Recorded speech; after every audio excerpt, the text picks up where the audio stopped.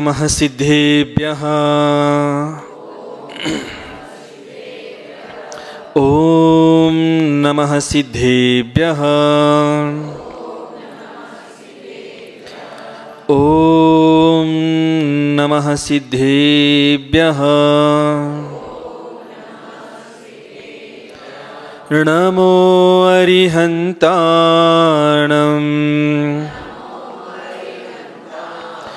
नमो सिद्धाणं। नमो आयर्याणं।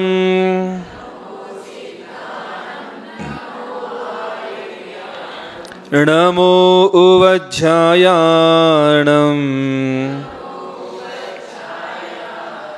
नमो लोये सौवसाहुनं।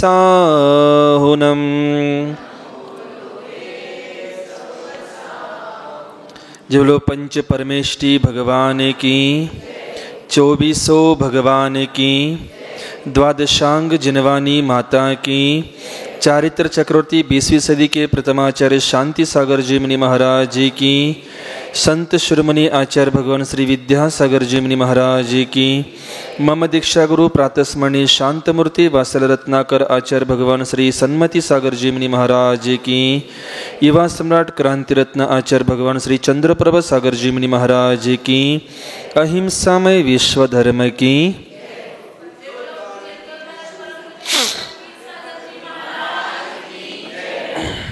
उपस्थित सद्धर्म भव्य जीव हो. आजच्या सत्रामध्ये यदि भाव अच्छे हैं तो सदैव भाव मंगल आपके पास है. काय सांगत आहे तिथं? यदि भाव अच्छे हैं तो सदैव भाव मंगल आपके पास हैं, और यदि भाव बुरे हैं तो मांगलिक द्रव्य क्षेत्र काल कुछ नहीं कर लेंगे.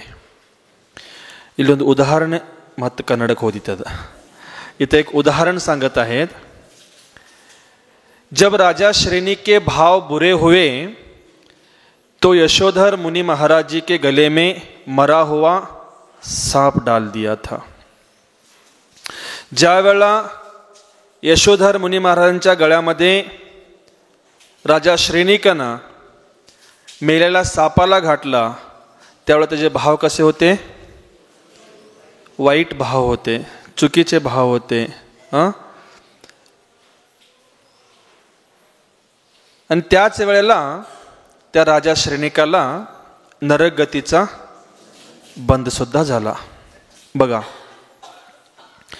चुकीचा भाव केल्यामुळं, चुकीचे परिणाम केल्यामुळं त्या राजा श्रेणिकाला 7व्या नरकामध्ये जायसारखा कर्माचा बंध झाला. पुन्हा त्या राजाला, त्या राजा श्रेणिकाला लक्षात आलं की मी केलेलं चूक आहे. मी जे केलेलो आहे, जे भाव केलो आणि जे क्रिया केलो ती चुकीची क्रिया आहे. ज्यावेळेला त्याच्या लक्षात आल्यानंतर तो राजा श्रेणिक पुन्हा त्या यशोधर मुनी महाराजांच्या जवळ येतो आणि क्षमा मागतो. फक्त क्षमा मागून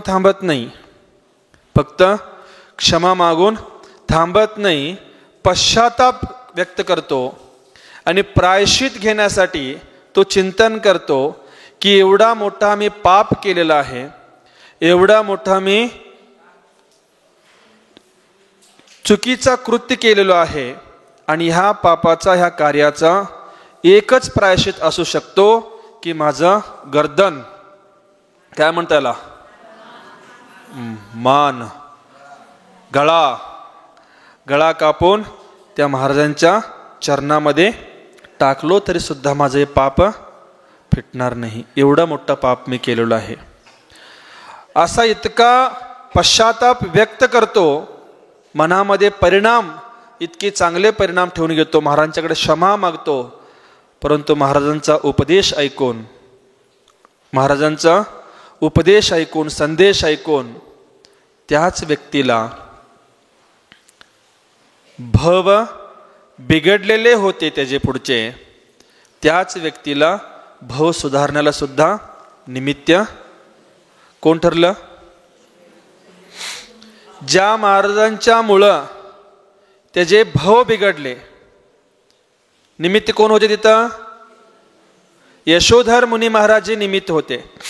कथा सांगत बसणार नाही तुम्हाला, कथा सर्वांना कंठस्थ आहे, है की नाही? हाय, कथा सांगत बसणार नाही. त्या कथेतलं द्राष्टांत तेवढं घ्यायचं आपल्याला.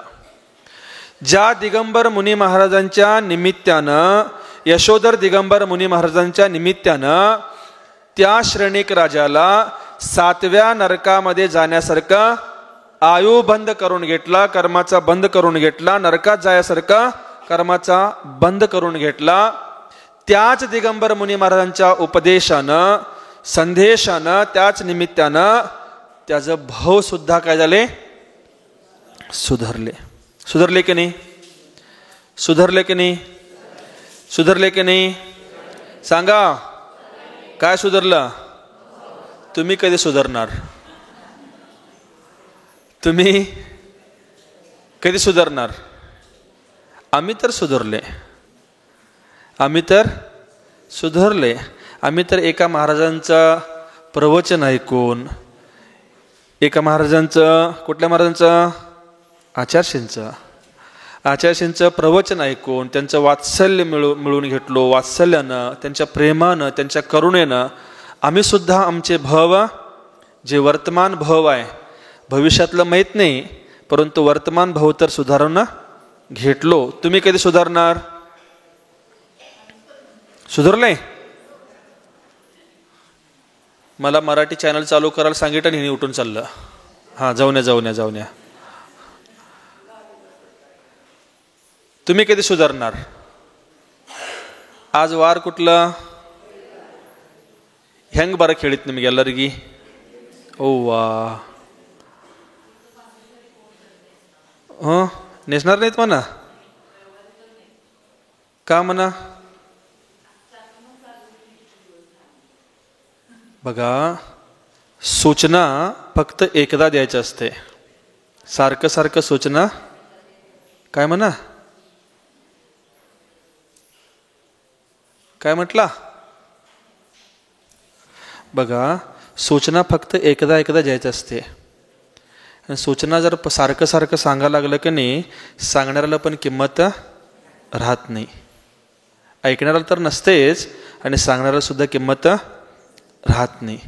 म्हणून बघा, एक श्रेणिक राजा, नरकाला जाण्यासारखा तो आयु बंद करून घेतलेला जीव, मुनी महाराजांचा संदेश ऐकून, उपदेश ऐकून, प्रवचन ऐकून त्याचे सगळे भाव सुधारून घेतला एकाच भावाचा. कारण एकदा नरकायुचा बंद झाल्यानंतर तो पुन्हा काय दुसऱ्या गतीमध्ये जाऊ शकत नाही. म्हणून त्या गतीतनं तो बाहेर आल्यानंतर सीधा कुठं जाणार आहे? मोक्षाला जाणार आहे. आपण बघा, संदेशवर संदेश, उपदेशवर उपदेश, प्रवचनावर प्रवचन सांगून सुद्धा आमच्यात सुधारणा होत नसेल तर आम्ही कुठे फिरणार आहे? कुठं? म्हणून इथं सांगितलं, काय सांगितलं गुरुजी इथं पुढं? अविवेकी प्राणी धन के कमाने में तन को खराब कर लेता है.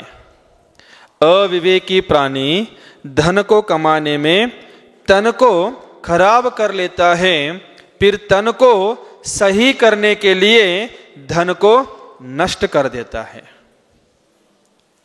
क्या बता रहे? काय सांगत आहे तिथं?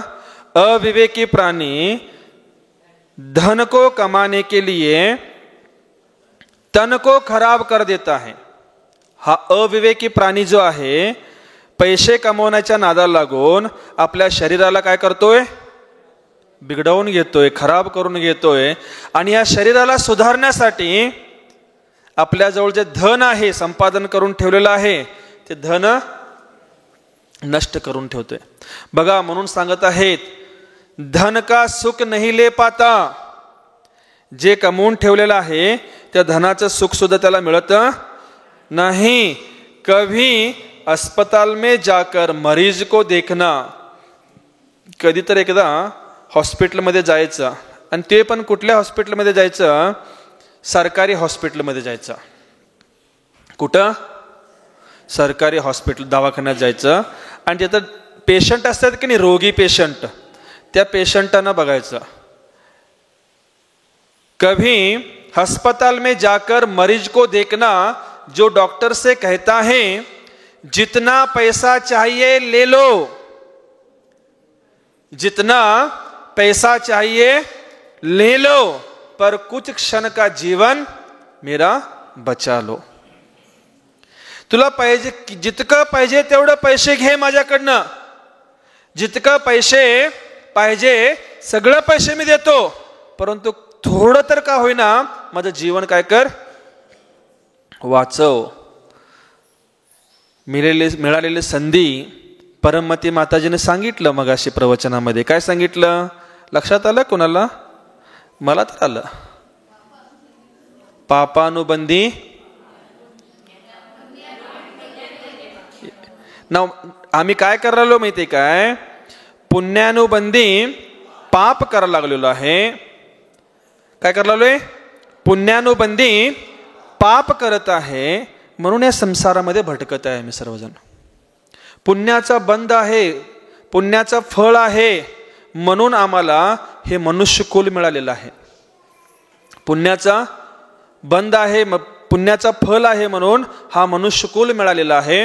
आणि ह्या मनुष्यकुलामध्ये जैन धर्म मिळालेला आहे. हा सर्वात मोठा श्रेष्ठ पुण्य आहे आपलं. त्याने प्रत्येक वेळा सांगत असतात आपल्या प्रवचनामध्ये, बोलत असताना, चालत असताना, सातिशय पुण्य म्हणतात त्यांनी. कोण? परममती माताजी सातिशय पुण्य आहे म्हणतात त्यांनी.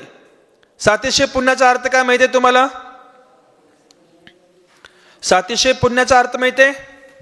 सातिशय, अतिशय मध्ये आणि अतिशय. मनुष्य कुलामध्ये जैन धर्म मिळणं म्हणजे हा सातिशय पुण्य आहे आपला. जैन कुलामध्ये, मनुष्य कुलामध्ये हा जैन धर्म मिळणं म्हणजे काय?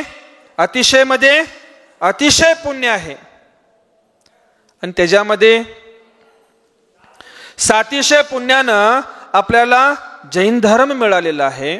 आणि या जैन धर्मामध्ये जन्म घेऊन आपल्याला देवपूजा, गुरुपास्ती, स्वाध्याय, संयम, तप, दान आदी जी आपली षटक्रिया आहेत, ही षटक्रिया करायला मिळणं म्हणजे काय? हे सातिशय पुण्यामध्ये बहुसातिशय पुण्य म्हटलेला. सातिशय पुण्यामध्ये आणि काय म्हटलं गुरुजी? बहुसातिशय पुण्य आहे. देवपूजा करताय का रोज? देवपूजा अंद्रियाना, भगवंतांची पूजा करणं देवपूजा म्हटलं. श्रावक असेल तर अभिषेक करतात, महिला सगळेजण भगवंतांच्या अष्टद्रव्यांना पूजा करताय. करताय की नाही? करताय की नाही? हो तर म्हणा, नाही तर म्हणा. करतोय. काय काय करताय? काय करताय? पहिला स्थापना करताय की नाही? डायरेक्ट आर्गिक घंटरवर स्थापना करताय की नाही? स्थापना करताना काय करताय? हातामध्ये तांदूळ असू दे, लवंग असू दे, कुठलेही द्रव्य असू दे, काय त्याला हेच द्रव्य तेच द्रव्य, आम्ही काय द्रव्यामध्ये अडकून पडणार नाही. हेच द्रव्य पाहिजे तेच द्रव्य पाहिजे, द्रव्यात अडकून पडणार नाही. स्थापना करताय. स्थापना करताना काय म्हणताय? ओम ह्रीम श्री देवादिदेव आदिनाथ जिनेंद्राय अत्र. अत्र म्हणजे काय? या या. अत्र अत्र. अवतर अवतर म्हणजे काय? माझ्या जवळ या. अवतर अवतर म्हणजे काय? माझ्या जवळ जवळ या. अत्र तिष्ठ तिष्ठ, माझ्या हृदयात म्हणते की नाही, तव पादो मम हृदये मम हृदयम तव पदद्वै लीनम. त्याचा अर्थ काय? तव पादो मम हृदय, तुमचे चरण कमल माझ्या हृदयात राहू दे. मम हृदय तव पदद्वै लीनम, माझे हृदय तुमच्या दोन्ही चरणाच्या मध्ये असू दे, तुमच्या चरणाजवळ असू दे. अत्र अवतर अवतर. अत्र तिष्ठ तिष्ठ. हृदयात आलं. आता ठ ठ यान माडखची दोरगी नन हृदयदा खुंड्री माझ्या हृदयामध्ये बसा. ठ ठ अत्र मम सन्निहितो भव भव वषट आव्हानम स्थापनम सन्निधीकरणम. स्थापना करतोय की नाही? करतोय. स्थापना झाल्यानंतर जल घेऊन काय करतोय? जन्म जरा मृत्यू विनाशनाय. हे भगवान, माझे जे जन्म जरा मृत्यू विनाश हे सगळं काय होऊ दे, नाश होऊन जाऊ दे. आधी जन्म जल चढवताना, चंदन चढवताना, अक्षय चढवताना प्रत्येक वेळेला आपण भाव काय करतो? तिथं शुभ भाव असते, अशुभ भाव असते? शुभ भाव असते की नाही? शुभ भाव असते. शेवटी अर्घ्य चढवत असताना आणि काय म्हणतोय? मम अनर्घ्य पद प्राप्ताय दिव्य अर्घ्यम निर्वपामिति स्वाहा. आता दशलक्षण आहे. प्रतिपदापासून षोडशकरण चालू होणार आहे. रोज सर्वजण मंदिरात येऊन 16 दिवस पूजा करणार आहे आपण. हे लक्षात ठेवणं फार गरजेचं आहे. आम्ही पूजा कशासाठी करतो सगळं माहिती आहे महाराज. आम्हाला माहिती आहे की नाही? माहिती आहे की नाही? सगळं माहिती आहे महाराज आम्हाला. तुम्ही काय सांगायची आवश्यकता नाही. तुम्हीच सांगताय बरं आहे ते. आणि मम अनर्घ्य पद, हे भगवान तुम्ही जे अनर्घ्य पद प्राप्ती करून घेतलेला आहात ते अनर्घ्य पद मला प्राप्त होऊ दे. अनर्घ्य म्हणजे काय? अर्घ्य आणि अनर्घ्य दोन शब्द आहेत बघायच्यात. एक अर्घ्य आहे आणि एक अनर्घ्य आहे. अनर्घ्य म्हणजे काय? त्या स्थानाला आपण ह्या जगातील कुठलंही वस्तूनं समानतेनं बघू शकत नाही. त्याला ह्या जगामध्ये जितकं द्रव्य आहे त्या द्रव्यानं त्याला विकत घेऊ शकत नाही. ह्या जगामध्ये जितकं धन आहे त्या धनानं त्याला खरेदी करू शकत नाही. असला अनर्घ्य पद आहे. त्या अनर्घ्य पदाच्या प्राप्तीसाठी मी एक सामान्य तुच्छ भक्त आहे. भगवान, मी तुमच्या चरणाजवळ आलेलो आहे. मी एक सामान्य भक्त आहे, एक तुच्छ भक्त आहे. तुमच्या चरणाजवळ हा अर्घ्य समर्पित करत आहे. अर्घ्य म्हणजे काय? जल, चंदन, अक्षत, पुष्प, चरू, दीप, धूप, फल हे 8 द्रव्य. हे 8 द्रव्यांना एका प्लेट मध्ये घेणं आणि एका वेळेला भगवंतांच्या चरणाजवळ ओवाळणं म्हणजे त्याला अर्घ्य म्हटलं. हे जे 8 द्रव्य आहेत ह्या 8 द्रव्याला आपण विकत आणू शकतो. आपली योग्यता आहे. जल विकत आणू शकतो की नाही? आणू शकतो. चंदन आणू शकतो. अक्षत आणू शकतो. नंतर नैवेद्य, पुष्प आणू शकतो. नैवेद्य आदी हे 8 द्रव्य जे आहेत हे 8 द्रव्यांना मी माझ्या योग्यतेनुसार विकत आणू शकतो. आणि विकत आणलेले 8 द्रव्य तुमच्या चरणाजवळ आणलेलो आहे. आणि मी सामान्य तुच्छ भक्त आहे आणि हे भक्त तुमच्या चरणाजवळ प्रार्थना करत आहे. भगवान, अनर्घ्य पद जे तुम्ही प्राप्त करून घेतलेलं अनर्घ्य पद आहे, जे तुम्ही प्राप्त करून घेतलेलं तो उच्च पद आहे, श्रेष्ठ पद आहे, शाश्वत पद आहे. त्या पदाच्या प्राप्तीसाठी मी हा सामान्य तुच्छ भक्त तुमच्या चरणाजवळ अर्घ्य समर्पण करण्यासाठी आलेलो आहे. ही होते पूजा. फक्त द्रव्य पूजा करून करून करून अनादी कालापासून द्रव्य पूजामध्येच अडकून बसलेलो आहे आम्ही. कुठल्या पूजामध्ये अडकून बसलेलो आहे?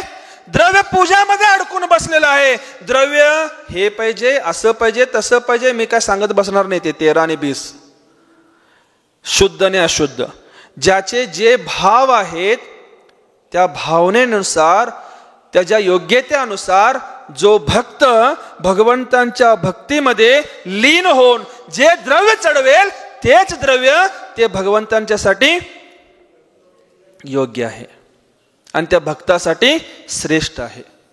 अशी ही पूजा असते. म्हणून इथं सांगत आहेत, तो पेशंट त्या डॉक्टरला म्हणतो, तुला जितका पैसा पाहिजे तेवढा पैसे मी देतो, तुला जितकं धन पाहिजे ते सर्व धन तुला देतो, मला काय कर, वाचव. मला माझ्या जीवनामध्ये अजून काही बघायचं आहे, मला माझ्या जीवनामध्ये अजून काही घ्यायचं आहे, मला माझ्या जीवनामध्ये अजून काही अनुभवायचं आहे, मला फक्त काय कर, वाचव. डॉक्टर वाचवणार आहे काय हो? वाचवणार आहे? वाचू शकणार आहे? जिवंत राहणं आणि मरणं, जिवंत राहणं आणि मरणं हे कुणाच्या हातामध्ये आहे हो? कुणाच्या हातामध्ये आहे? डॉक्टरच्या हातामध्ये आहे? कुणाच्या हातामध्ये आहे?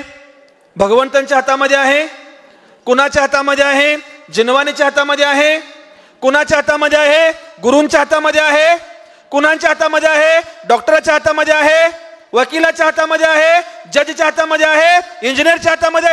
ह्या जगामध्ये जितके पद आहेत, कुठल्याही पदाच्या हातामध्ये जीवन जगणं आणि मरणं कुणाच्या हातामध्ये नाही. जन्म आणि मरण जे आहे हे स्वतःच्या कर्माच्या अधीन आहे, हे आपल्या लक्षात असणं फार गरजेचं आहे. आपल्या लक्षात असणं फार गरजेचं आहे, परंतु आम्ही विसरून गेलेलो आहे. तो पेशंट काय म्हणलाय बिभूताई डॉक्टरला, माझ्या संपूर्ण जीवनात मध्ये मी जितकं संपादन करून ठेवलेले धन आहे, संपूर्ण धन मी तुला देतो, मला फक्त वाचव, मला वाचव. परंतु डॉक्टर काय म्हणते? पुढे सांगितले तर डॉक्टर म्हणतात, डॉक्टर जबकि उसने पूरी पर्याय की कीमत ही नहीं की, अधिकतर समय गप्पों में, पेपर पढ़ने में, टीवी देखने में, बोलने में खो दिया है. कोण? तो पेशंट. आपल्या जीवनामध्ये कधीच तो आपल्या आरोग्याकडे लक्ष दिला नाही, व्यसनामध्ये समय बर्बाद करून घेतला, आपल्या जीवनाला बर्बाद करून घेतला व्यसनामध्ये, आणि शेवटच्या वेळेला म्हणतो मला वाचव. तेव्हा डॉक्टर म्हणतात, तुझे संपूर्ण धन जरी तू मला दिलास तरी तुला मी वाचू शकणार नाही. तुला वाचवणार फक्त कोण आहे? तर तुझा कर्म तुझा आहे. तू जर कर्म प्रबल असेल तर तू वाचू शकणार आहेस. माझा समय झालेला आहे. सांगायचं अजून विचार फार चांगलं होतं, परंतु पुन्हा कधी नंबर मिळाला तर तुम्हाला जरूर सांगेन. कारण आचार्य सांगत असतात, आम्ही सगळ्यांना सांगतो रात्री जेवायचं नाही, रात्री खायचं नाही, आणि तुम्हाला जर आमच्यामुळे रात्री खायला मिळालं तर त्याचं पाप कुणाला? आम्हालाच आहे. तुम्हाला कसलं? खाल्ल्यावर. म्हणून बघा, जितकं योग्य समय मिळालेला आपल्याला, त्या योग्य समयाचा आपण उपयोग करून घेतलं पाहिजे. परममाती माताजींचं तुम्हाला भाषा लक्षात आलं नसेल, त्यांचे भाव पकडायला प्रयत्न करा. त्यांची भाषा तुमच्या लक्षात नाही आला असेल, परंतु त्यांचे भाव पकडायचा प्रयत्न करा. इतकं समर्पण आहे त्यांनी आपल्या ह्या कार्यासाठी. कुठलं कार्य चालतं? आता सल्लेखनाचं कार्य चाललेलं आहे. ह्या सल्लेखनाच्या कार्यासाठी इतकं समर्पण आहेत, इतकं श्रद्धेनं त्यांनी सेवा करत आहेत माताजींचं. आम्ही एकदा बघायला लागलो, इथं रोज बघायला लागलोय. माताजींना खाली आणायचं असू दे, माताजींना हात धरून ओर न्यायचं असू दे, तिथं माताजींची वैयावृत्ती करत असताना असू दे, त्यांची सेवा इतक्या समर्पण श्रद्धेनं करत आहेत त्यांनी माताजींचं. आम्हाला एकदा आमच्या पोटात वट्ट्याक असतीत ना, मग या का मी माताजींची सेवा करू शकत नाही, मी माताजींचं वैयावृत्ती करू शकत नाही. माताजींचं फार म्हणजे फार मोठं हृदय आहे. त्याने मगाशी सांगितलं 3 रत्नांचं उदाहरण. आचार्य श्री ईट ठेवत जाणार आहेत, मी सिमेंट घालत जाणार आहे म्हणा. आणि सरळ सागर महाराजजी चीप कुठं कुठं ईट हलत असते की ते, मग ईट हलत असताना खाली चिपचं काम. परंतु तेवढी योग्यता आहे की नाही हे आम्हाला माहीत नाही. परंतु सेवा तर अंतरंगापूर्ण पूर्ण भावनेनं आम्ही करायची तयारी, मनाची तयारी करून इथं आलेलो आहे. तुम्ही सुद्धा त्याचा उपयोग करून घ्या, एवढंच मंगलमय भावनेनं सांगतो आणि इथंच थांबतो. ओम नमः. सबको क्षमा, सबसे क्षमा. महावीर भगवान की